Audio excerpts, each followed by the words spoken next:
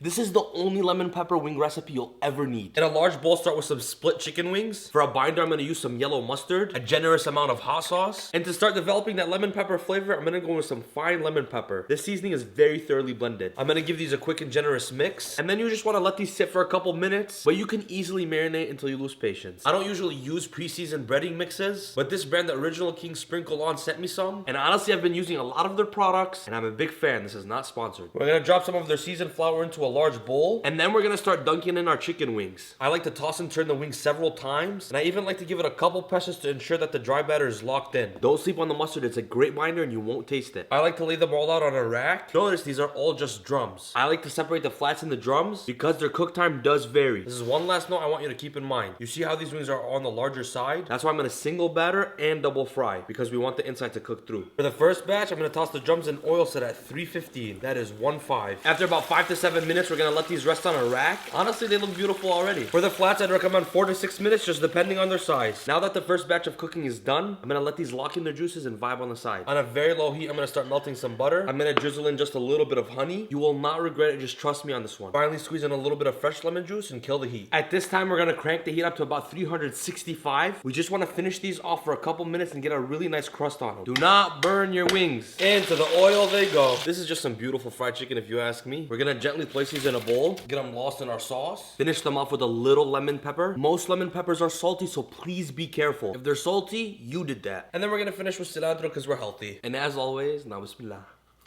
That is a one-of-a-kind experience. You already know I could eat wings forever.